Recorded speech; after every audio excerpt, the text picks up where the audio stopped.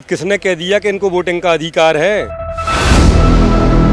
पूरा भारत देख रहा है। नए काम इमरजेंसी में तो कुछ नहीं किया था इंदिरा गांधी ने, यहाँ तो पूरे काम इमरजेंसी जैसे हो रहे हैं। पूरी इमेज खराब करवाने के बाद अंत में मानना पड़ी सुप्रीम कोर्ट की।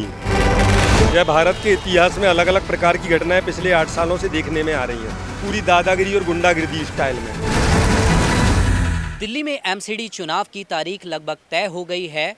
वहीं न्यायालय के हस्तक्षेप के बाद ये एक जो निर्णय लिया गया है कि मनोनीत सदस्य जो होंगे वो अब इसमें अपना मत नहीं दे पाएंगे। तो क्या एमसीडी के जो चुनाव होने हैं मेयर चुनाव में उस पर कोई एक फ़र्क जो देखने को मिलेगा, क्या है इस पर जनता की राय? हम सीधे उनके पास ही इसको पूछने के लिए मौजूद हैं। पूछते हैं इस पर क्या है उनका रिएक्शन। हमारे समक्ष कुछ शख्स यहाँ पर मौजूद हैं। सर, एमसीडी चुनाव में मनोनीत सदस्यों की अगर जो उपस्थिति अब नहीं हो पाएगी या उनका वोट अब मान्य नहीं होगा, इससे कोई इलेक्शन पे भी फ़र्क पड़ता हुआ दिखाई देगा? बिल्कुल फ़र्क पड़ेगा। इससे जो साख है, जो दिल्ली के लोगों ने जो अपना मत दिया है, उनके ऊपर फ़र्क पड़ेगा। उनको दिखाई दे रहा है कि भी न्यायालय की हस्तक्षेप के बाद ही ये जो है सब चीज़ें हो रही हैं। उससे पहले क्यों नहीं हुई? उससे पहले ये सब चीज़ें आपस में तय क्यों नहीं करेगी? जब एलजी ने जब ये सारी चीज़ संविधान के हिसाब से सब कुछ पता है उनको, तो ये सारी चीज़ें अपने आप ही कर लेना चाहिए था। तो इससे ये साबित हो रहा है कि हर चीज़ में जो सत्ताधारी, जो भारत सरकार के जो सत्ताधारी लोग हैं, सत्ताधारी पार्टी है, वो अपना शोषण हर जगह कर रही है और अपनी साख को किसी भी कीमत में हासिल करना चाह रही है, गिरते हुए नहीं देखना चाह रही है। जी बिल्कुल। सर, एमसीडी चुनाव में मनोनीत सदस्यों की अब जो उपस्थिति है वो नहीं हो पाएगी। क्या इससे मेयर चुनाव पर भी कोई इफेक्ट पड़ता हुआ दिखाई देता है आपको? नहीं, अगर सदस्य कम हो जाएंगे जिस भी पार्टी के, तो हारेगी ना, है ना। भाई ये जिस भी साइड से, चाहे बीजेपी से कहीं से भी थे, तो काउंटिंग पे जा रहे थे। चुनाव तो काउंटिंग से होता है, तो उधर काउंटिंग घट गई तो नेचुरली जो जिसकी काउंटिंग पे ज़्यादा नंबर ज़्यादा वो जीतेगा। तो कहीं ना कहीं ये भी लगता है कि ये जो एक विवाद चलता हुआ आ रहा था, ये भी एक वजह थी कि इसी वजह को टालने के लिए ये हो रहा था बार बार? नहीं, देखो वजह तो क्लियर फिर यही अर्थ निकलता है, टाल रहे थे, है ना। लेकिन फिर हमारे यहाँ व्यवस्था ऐसी है, कोर्ट्स बैठे हुए हैं, सुप्रीम कोर्ट बैठा हुआ है, तो निर्णय तो आना ही था, 2 दिन बाद आ गया। अगर आपका यहाँ पे जो भी चुनाव हो रहा है वो 4 दिन बाद अगर सीट पे आ गया तो क्या फ़र्क पड़ा, है ना। तो ये है कि अगर जो भी इनकी कोई योजना थी, रूपरेखा थी, ठीक है, तो कोर्ट ने क्लियर कर दिया, है ना। तो सर, आप क्या कहेंगे इस पर कि इलेक्शन में मनोनीत सदस्यों का अब जो एक ये उपस्थिति नहीं होगी और ये इतने लंबित समय से एक दिल्ली में मेयर नहीं है जो कब से हो जाना चाहिए था, कहीं ना कहीं इसका इफेक्ट भी पड़ रहा है? बिल्कुल पड़ रहा है। अभी फ़िलहाल अघोषित इमरजेंसी जैसा माहौल भारत में है। 8 सालों से जो चल रहा है, मनोनीत किसने कह दिया कि इनको वोटिंग का अधिकार है? और अब तो सुप्रीम कोर्ट ने भी कह दिया 22 तारीख को न डंके की चोट पर कहा कि फटाफट मेयर बनाओ, आम आदमी पार्टी का ही बनेगा। जबकि हम दोनों के नहीं हैं, हमें दोनों से भी कोई मतलब नहीं है। जो सत्य वह सत्य ही रहेगा। ड्रामेबाजी बीजेपी आरएसएस वालों की 8 सालों से चल रही है। पूरा भारत देख रहा है। नए काम इमरजेंसी में तो कुछ नहीं किया था इंदिरा गांधी ने, यहाँ तो पूरे काम इमरजेंसी जैसे हो रहे हैं। कितने ड्रामा करने के बाद अब जब सुप्रीम कोर्ट ने फटकार लगाई है तब जे राजी हुए। 22 तारीख को उन्होंने कहा 22 मतलब 22 को मेयर चाहिए, मतलब चाहिए। आम आदमी पार्टी का बनेगा, 100% बनेगा।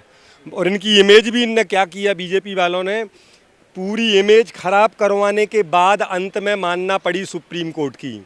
अगर शुरू में ही यही कर लेते तो जो फजीता हुआ था, जो उनका जुलूस निकला है, वह तो नहीं निकलता। कम से कम सत्य यही है, आम आदमी पार्टी के उनसे बहुत ज़्यादा सीटें हैं। लेकिन हम ये कैसे कहते हुए नज़र आते हैं, क्योंकि कहीं ना कहीं आरोप भी लगे बीजेपी पे और बीजेपी ये कहती हुई भी नज़र आती है कि इलेक्शन हम ही जीतेंगे और ये इलेक्शन जो होते हैं इसमें किसी का वोट भी उजागर नहीं होता।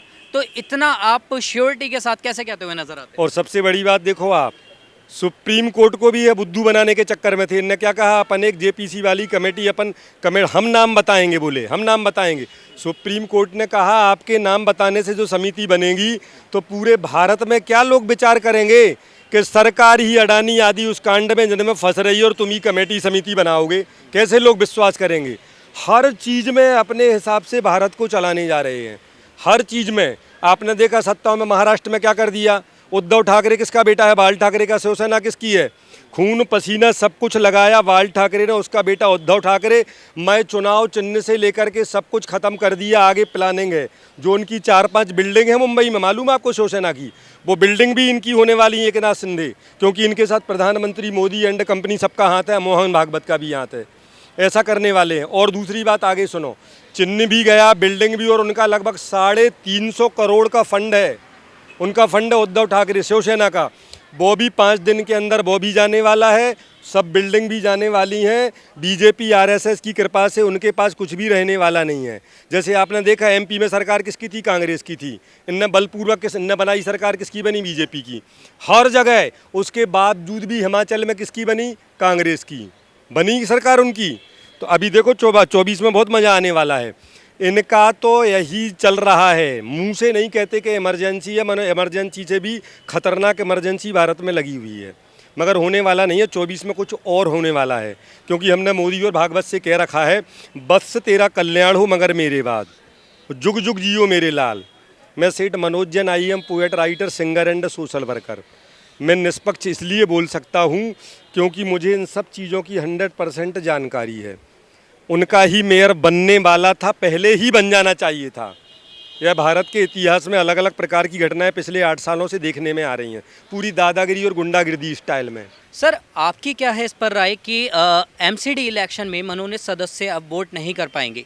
तो ये जो एक स्थगित किए गए, करीब 7 दिसंबर को ये चुनाव हुए थे और एक लंबा अरसा बीत चुका है, दिल्ली मेयर के बिना रह रही है और लोगों की इसमें पिसते हुए भी नज़र आते हैं। आप इसे कैसे देखते हैं? देखो, ये तो मोनोपोली चल रही है, जिसको कहते हैं कि अपनी चलाना, और किसी से कोई मतलब नहीं है कि अपना ऊपर रखना पक्षधार, किसी चीज़ को लेना नहीं, सही गलत से मतलब नहीं, अपना दबदबा कायम रखने के लिए सारा चीज़ें हो रही है। और ये चीज़ बहुत गलत है। जब सब कुछ तय होता है, कानून के हिसाब से प्रक्रिया चलती है और प्रक्रिया पूरी हुई है, तो ये आगे क्यों नहीं हो रही? उस हिसाब से ये सारी चीज़ें हमें गलत लगती हैं। कानून के हिसाब से जो बना है उसको लेता नहीं, अपने लिए, दूसरों के लिए कानून है और अपने लिए कोई कानून नहीं है, जैसे मोनोपोली करने के लिए। तो ये चीज़ें गलत हैं। जो सही है प्रक्रिया उसको लागू करना चाहिए, जो कायदे से चली आ रही हैं, इसमें किसी का हस्तक्षेप नहीं होना चाहिए, मोनोपोली नहीं चलनी चाहिए कि अपना दबंग है कि हमारी सरकार, हम ये हैं वो हैं। ये चीज़ें सही नहीं है और ये जनता के हित में भी नहीं है और आगे भी नहीं रहेंगी। और ये आगे चल के कि कोई भी रूप ले सकती हैं। आज छोटा है तो ये बड़ा रूप ले लेंगे, जिससे कहता है कि हम ही रहेंगे, हमेशा कोई नहीं रहा। गलत का अंत होता ही होता है। तो इसको सही करना हम सबकी जिम्मेदारी है और उनको भी समझना चाहिए जो सरकार चला रहे हैं। तो जैसा कि आपने देखा, लोगों का साफ तौर पर कहना है कि जो ये मनोनीत सदस्य जो अब चुनाव में नहीं अपना हस्तक्षेप कर पाएंगे, उनको ना होने से इस चुनाव पर भी फ़र्क पड़ेगा और कहीं ना कहीं जो सत्ताधारी लोग हैं उनको भी ये देखना चाहिए, उनका भी ये कर्तव्य है कि चुनाव जल्द से जल्द हों और तानाशाही एक तरीके से ना हो, क्योंकि ये तो हमेशा से एक रूल चलता हुआ आया है और ये हमारे संविधान में भी है। तो बावजूद इसको टाला जा रहा है। तो इस पर क्या है आपकी राय? हमें कमेंट कर ज़रूर बताएं। कैमरामैन सुमित के साथ नवदीप शर्मा की रिपोर्ट, दिल्ली। आप देख रहे हैं सौगंध टीवी, सौगंध वतन की।